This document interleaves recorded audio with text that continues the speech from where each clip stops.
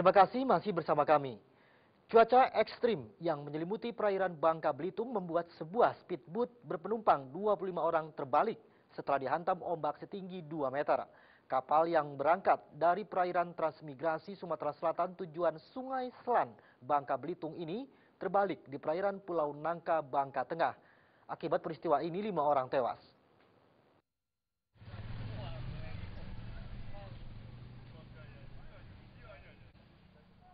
Speedboat Rosada berukuran 200 PK yang membawa penumpang sebanyak 25 orang tenggelam di perairan Pulau Nangka, Kecamatan Sungai Selan, Kabupaten Bangka Tengah, setelah dihantam ombak setinggi 2 meter pada sisi lambung kanan. Tim Angkatan Laut Polair Polda Babel, Polair Polres Bangka Tengah, dan Basarnas Bangka Belitung setelah mendapatkan informasi langsung turun ke lokasi. Akibat kejadian ini, 5 orang penumpang meninggal dunia karena terjebak di dalam kapal.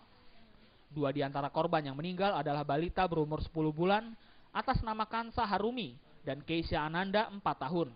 Keduanya diketahui adalah saudara kandung, sedangkan 3 korban lainnya atas nama Ramuning, Waryati, dan Surani.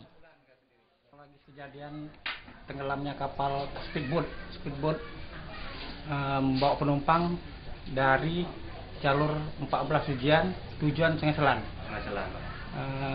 Di perairan Pulau Nangka, sekitar 1 mil dari Pulau Nangka, terkena angin dengan gelombang sehingga mengakibatkan speedboat tersebut terbalik. Informasi yang didapat berapa semua penumpang di sana? Penumpang 25 orang, kemudian ABK-nya 3 orang. Sementara itu, Rudi Hartono, pria asal Palembang ini adalah orang tua dari 2 anak balita sekaligus anak dari salah satu korban yang meninggal dalam tragedi tenggelamnya kapal Rosada. Ia mengaku setelah kejadian istrinya langsung menghubunginya dan memberi kabar bahwa kapal yang ditumpanginya tenggelam. Hal yang sangat menyedihkan bagi Hartono adalah dirinya belum pernah bertemu dengan anaknya Hansa yang baru berumur 10 bulan. Ini karena ketika dirinya merantau ke Bangka Belitung, istrinya saat itu masih hamil anak keduanya. Istri saya alhamdulillah itu selamat. Dia ngabari bahwa pagi itu sebenarnya dia sudah ngomong jam 5 nak berangkat dari jalur tuh. Dari 5 berangkat, terus SMS lagi jam 7 tuh. SMS dia minta alamat, aku pikir sudah sampai di sini. Tahunya sekitar jam 10 itu dia nelpon, dia nangis bahwa kapalnya terbalik. Emak hilang, anakku yang besar tuh hilang, anakku yang kecil tuh adik tapi sudah meninggal. Dari Sungai Selan, Kabupaten Bangka Tengah, Farul Rozi melaporkan. Kementerian Pendidikan dan Kebudayaan Kemendikbud memastikan munculnya nama calon presiden dari PDI Perjuangan Joko Widodo dalam soal ujian nasional 2014 tidak ada unsur politis. Terkait masalah tersebut, Wamendikbud Musliar Kasim menegaskan pihaknya akan melakukan penelusuran.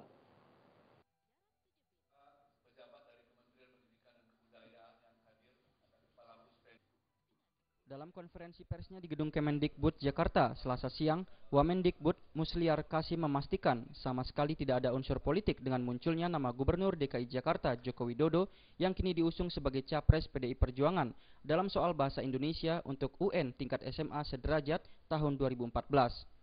Sebab menurut Musliar Kasim, pembuatan soal ujian bahasa Indonesia sudah sesuai dengan standar prosedur yang berlaku yang dikerjakan oleh bagian tim dari Kemendikbud yang terdiri dari guru, para ahli, perwakilan dari universitas, dan lain-lain yang dilakukan jauh-jauh hari sebelum Jokowi diusung PDI Perjuangan menjadi capres, yakni sejak bulan Juli 2013 lalu. Bahkan Musliar menyatakan saat dirinya berkunjung ke percetakan naskah soal UN, dirinya tidak boleh melihat soal naskah yang dibuat karena bersifat rahasia. Kendati belum menentukan bentuk sanksi yang akan diberikan jika kelak ditemukan adanya unsur kesengajaan, Musliar memastikan akan dilakukan tindakan yang lebih lanjut. Setelah dipilih oleh BSNP dan perguruan tinggi soal-soal mana, tidak ada lagi. Ya, karena itu memang betul-betul rahasia. Saya saja tidak pernah melihat soal itu. Datang ke percetakan tidak boleh juga melihat soal itu. Coba ya, datang ke percetakan kita tidak boleh melihat soal. Prosesnya berjalan seperti apa. Orang yang dipercetakan itu pun tidak boleh keluar, tidak boleh bawa handphone, tidak boleh membaca soal. Sehingga kita ingin menjaga kerahasiaan dari soal itu. Mengenai sanksi yang kita anukan, kita belum tentukan apa bentuk sanksinya, karena kita akan pelajari. Kalau memang ada indikasi yang tidak kita inginkan, tentu sanksi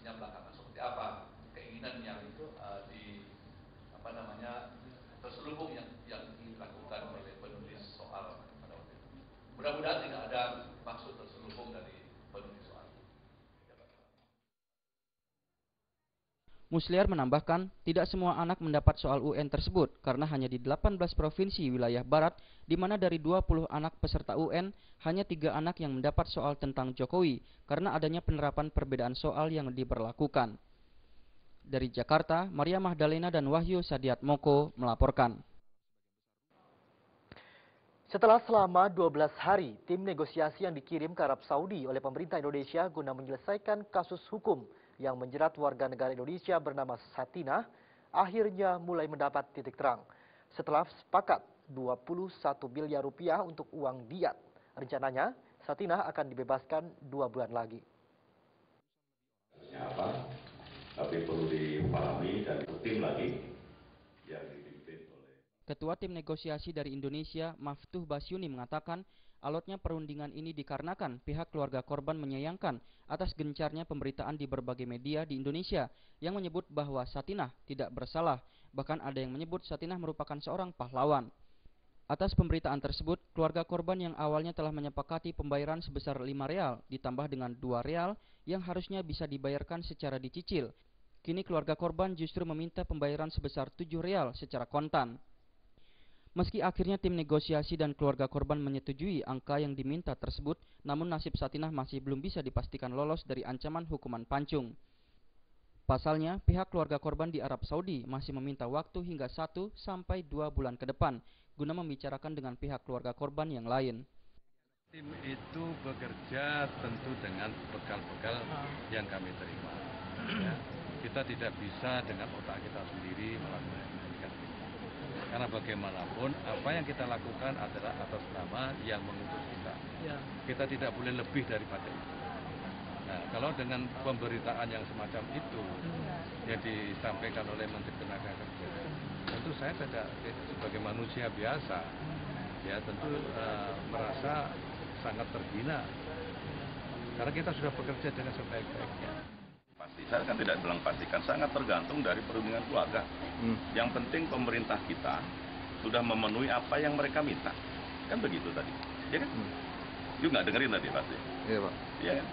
Sudah dipenuhi oleh pemerintah kita, sangat tergantung nanti keluarga. Sangat tergantung oleh keluarga mereka, perundingan di antara mereka. Ya. Sementara itu, tim negosiasi yang diketuai oleh Maftuh Basyuni mengapresiasi atas bantuan yang diberikan oleh pemerintah Arab Saudi, di mana mereka telah menjembatani perundingan tersebut. Dari Jakarta, Rizky Nur Muhammad melaporkan. Jangan beranjak dulu pemirsa, di segmen terakhir kami masih memiliki sejumlah informasi. Tetaplah bersama kami.